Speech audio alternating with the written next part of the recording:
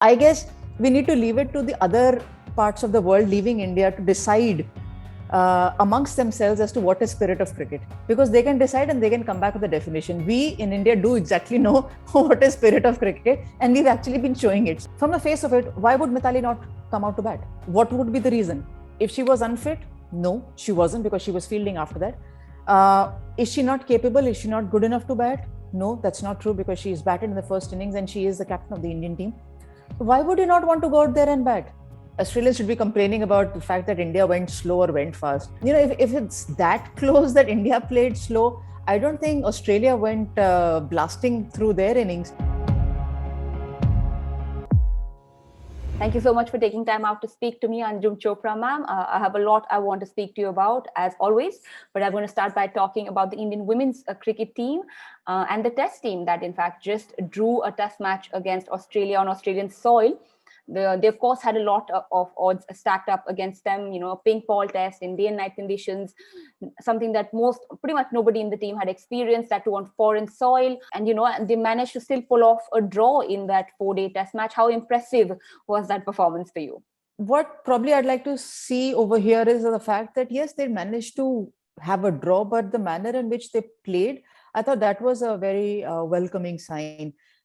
Getting overawed by a situation, it can be, but they didn't get that kind of a feeling. At least one from a distance, when I was watching, I didn't get that kind of a feeling. And it was nice to see that both the players, especially the top order, were willing to play their shots and go out there. Of course, they were fortunate. A few assistants from the Australian fielders came through, but that's okay. That's not the batter's fault. But they were there, right up there. There was, of course, also, a little bit of criticism coming the Indian women's team's way, with some of the Aussies talking about the lack of aggression showed by the Indian team, considering they scored about 377 runs in about 7 sessions, after which, a result sort of wasn't going to be the obvious outcome. But I mean, considering, everything that the Indian team had stacked up against them, a draw is as great a result. And I mean, to be working towards the draw is also not the worst of things to do. If it's that close that India played slow, I don't think Australia went blasting through their innings. Eventually, they were they were what, about 160 or 130 odd lead, that Indian team still had. So I don't think the Australians should be complaining about the fact that India went slow or went fast. I guess the fact that there was a lot of rain around, so that was a very major factor in deciding which way the game ended. It could have ended in anyone's dressing room, not about a draw, but that was the rain. The other big sort of talked about moment from the match was when Poonam Raut decided to walk despite being given not out. Now the umpire was sort of nodding not out. The Aussies sort of had made a half-hearted appeal, but Poonam just walked towards the dressing room. The Aussies, after the day's end, did actually say, no, we wouldn't have done that at all. Smriti Mandhana, of course, said that the team respected Poonam's decision. And just when at a time when the spirit of cricket is being so hotly debated nowadays, is it something that you personally would have done? I'll stick to the answer about me first. I'll say, if I've nicked the ball and I know I've nicked the ball, I've already walked. I've done that in domestic cricket also. So it's not about not walking or waiting for the umpire's decision. Talking about spirit of cricket, 4 days prior to that incident, there was a whole world talking about spirit of cricket against Ashwin. And now 4 days later, when something like this has actually happened from an Indian player, where she's decided to walk out, they said, no, this is against the spirit of cricket. So I guess we need to leave it to the other parts of the world, leaving India, to decide amongst themselves as to what is spirit of cricket, because they can decide and they can come back with a definition. We in India do exactly know what is spirit of cricket, and we've actually been showing it. So let's take clear of that discussion.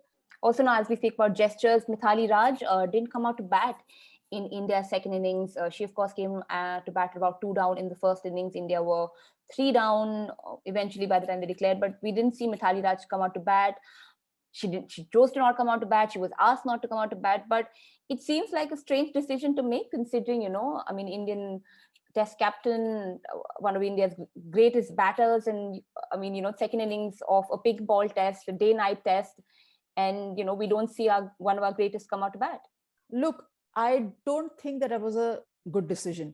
Whether it is prompted by Mithali herself or whether it's a team management decision, I don't know.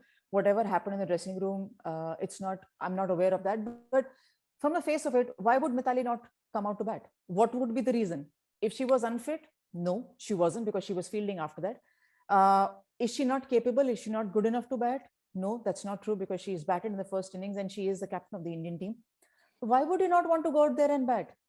It wasn't that when Yastika Bhatia was promoted up the order to go and hit out, she wasn't successful, but then Poonam Raut came into bat immediately. So you've changed the batting order of Poonam Raut probably to get the runs. That's all I'm thinking as a viewer. But from MITHALI Raj's perspective, how many times does she get to bat in a test match? And she's probably towards the end of her career, not Yastika Bhatia or any other young player. They might still get opportunities to play test match cricket, but MITHALI Raj will not get those many opportunities in the future. So I think she should have just come in at number 3. If she had to change the batting order, rather than from number 4, she should have batted at number 3, go out in Australia. She is a class player. We know that. Missed out on an opportunity of getting a big one in the first innings. So why not go out there and score those runs? So that decision was completely bizarre for me. I think MITHALI is a wonderful player, and she should not be missing out on chances to bat for India.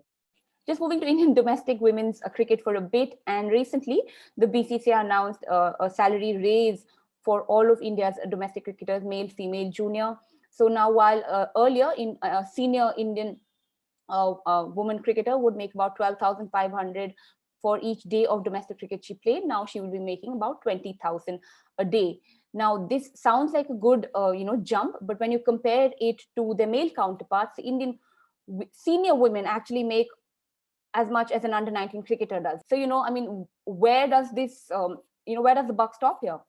I guess the logic is only the amount to the exchequer at the end of the day, what it is to them. Because that it's nice that they've increased the salaries. But yes, I agree with you that it could have been slightly more. Another very important factor here, why the difference needs to be, filled in a little bit more for women's cricket, is because they don't play 4-day cricket. They don't play the multi-format at all in domestic cricket. They're only playing T20s and ODIs. So if a player practically plays the entire season from match number 1 to the finals, you would end up playing 10 to 15 matches, at most 20 matches. That is also, I'm talking about you playing in each 11 and you playing from first match to the final. You don't play more. I don't think you touch the figure of 20. You're much lesser than that. So then it becomes slightly difficult, for a senior cricketer to sustain. And with lack of jobs, nowadays there are obviously no jobs available in the industry. Like earlier on, there was, of course, there's an Indian Railways which employs you, but other than that, there are no jobs. So it becomes slightly difficult. I guess in the future, I'm sure this can come up as a discussion with the Apex Council, and how they can, provide a little more stability or security to the players who decide to take up cricket. Okay, my final question before I let you go now. We've seen such a great performance being put up by the Indian women's test team. There was a drawn game, but considering it was their first pink ball test in foreign conditions, there was a century, there was a half century from a young and upcoming player. And if there is any cricket board strong enough in this world to make more test cricket happen for women, it is of course the BCCI. So you think this was a good starting point, and maybe we, for more women's cricket, test cricket to be played? Yes, I think India was the common thread between the 2 test matches earlier in England and now in Australia. We know England and Australia women do play an Ashes series in which they do play a test match as well. So that test cricket culture does exist. It's still surviving there in those nations. But for India to be a part of these 2 test matches, I think it's a very nice test that the women have given. And the women have done well. Both Australia and India have done well. So why not play more test matches? And I guess this discussion might come up again as to maybe the time has come where red ball cricket can get initiated again into the women's games and even in the international level.